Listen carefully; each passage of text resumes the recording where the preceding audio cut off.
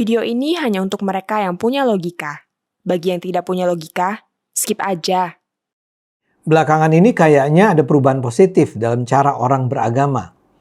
Akal sehat lebih banyak digunakan. Dan ini adalah hal yang penting bila kita masih suka menggunakan agama dalam menyelesaikan persoalan-persoalan duniawi. Saya beri contoh Rhoma Irama. Baru-baru ini dia kan bikin marah Bahar Smith karena Roma mempertanyakan logika bahwa para keturunan Nabi Muhammad akan tetap masuk surga walaupun melakukan hal-hal yang jelas dilarang Tuhan. Jadi seolah keturunan Nabi itu suci dari kesalahan. Menurut Roma itu nggak masuk akal. Keren Om Roma. Nah sekarang saya baru saja dapat berita lain tentang Roma dan akal sehatnya. Saya dapatkan di situs Katalogika 8 November 2022. Di situ dia mempertanyakan logika bahwa kaum pria Islam harus mengenakan celana panjang yang tidak sampai menutup mata kaki. Kalau mata kaki tertutup, pria muslim itu akan masuk neraka. Masuk akal nggak sih? Tanya Roma. Kok ada yang percaya? Tambahnya lagi.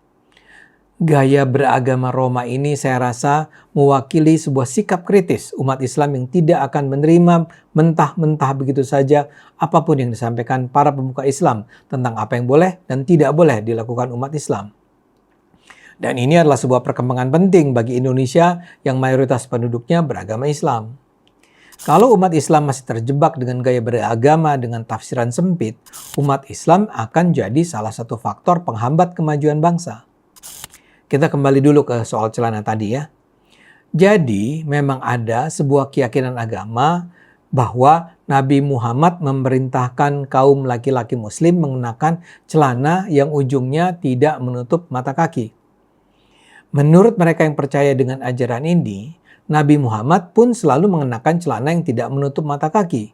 Walau saya ragu apakah mereka pernah melihat gambar Nabi Muhammad bercelana seperti itu. Ajaran ini merujuk pada hadis Nabi. Bagi yang kurang paham, hadis itu adalah rekaman pernyataan-pernyataan dan perilaku Nabi semasa dia masih hidup 14 abad yang lalu. Salah satunya adalah hadis yang disampaikan Al-Ash'ats bin Sulaim. Menurut Al-Ash'ats, dia pernah mendengar bibinya bercerita bahwa pamannya pernah mengatakan bahwa dia ditegur Nabi Muhammad karena menggunakan kain yang menutup mata kakinya.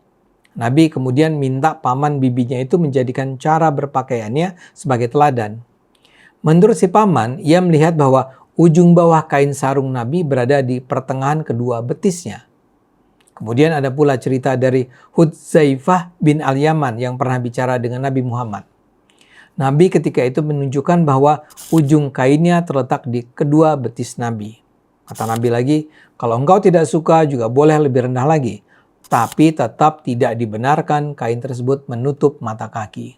Berdasarkan hadis-hadis itu, terdapat keyakinan di sebagian umat Islam bahwa memakai celana atau sarung yang menjulur sampai melewati mata kaki adalah haram, terlarang. Dan kalau tindakan haram terus dilakukan, itu akan membawa umat Islam ke neraka. Itu yang menjelaskan mengapa Anda mungkin sering melihat pria-pria muslim yang mengenakan celana yang sering disebut cingkrang atau ngatung. Mereka mengenakannya bukan karena mereka suka atau merasa keren, tapi karena merasa itu adalah perintah Nabi.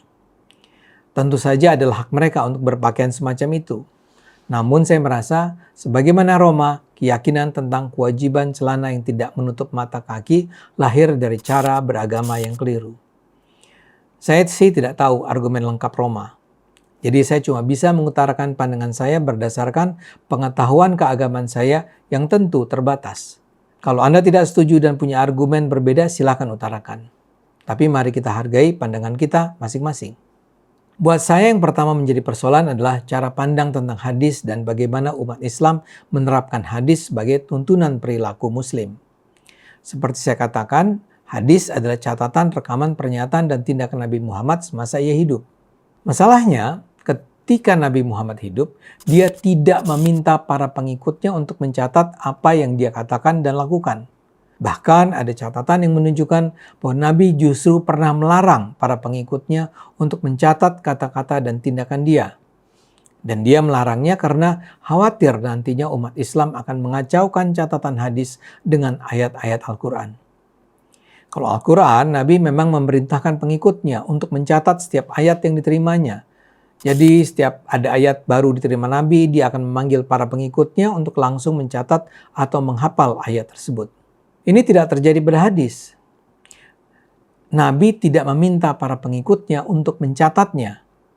Menurut saya ini menunjukkan bahwa Nabi Muhammad memang tidak pernah ingin bahwa apa yang dia putuskan di masa dia hidup harus diberlakukan selama-lamanya pada umat Islam di luar tanah Arab dan di kurun waktu yang berbeda. Apa yang dia katakan dan lakukan mungkin saja menjadi panduan, tapi tidak bersifat ketat dan kaku serta tidak permanen. Masalahnya umat Islam ketika itu setelah Nabi wafat tetap merasa perlu untuk mengumpulkan semua catatan ucapannya karena ada begitu banyak versi yang berkembang di berbagai daerah yang menimbulkan perselisihan. Jadi wilayah kekuasaan Islam kan terus berkembang. Dan bisa saja di sebuah daerah X ada muslim yang bilang Nabi pernah mengatakan ini, sementara di daerah Y ada muslim yang bilang Nabi justru menentang pendapat itu. Karena tidak ingin kacau, dilakukanlah pengumpulan dan pencatatan hadis yang dianggap sahih dan valid. Saat itu saja ada ratusan hadis yang dianggap palsu dibakar dan dibuang. Tapi yang mengumpulkan, menseleksi, dan menuliskannya adalah manusia biasa yang betapapun pintarnya dia bisa saja melakukan kesalahan. Dan penulisan hadis ini berlangsung lebih dari 1 abad setelah Nabi Muhammad meninggal. Pembicaraan mengenai kelemahan menggunakan hadis ini memang bisa dilakukan secara panjang dan mendalam. Tapi saya ingin secara ringkas saja menyimpulkan sejumlah persoalan. Pertama, hadis tentang kewajiban menggunakan celana di atas mata kaki itu belum tentu ada. Belum tentu Nabi pernah mengatakannya dan melakukannya. Itu mungkin saja adalah hadis yang dibuat-buat. Seperti saya katakan, ada ratusan hadis palsu yang ditolak, namun sebagian dari yang ditolak itu mungkin saja masih terus bertahan. Kedua, hadis soal celana itu mungkin saja hasil salah ingat atau salah rujuk.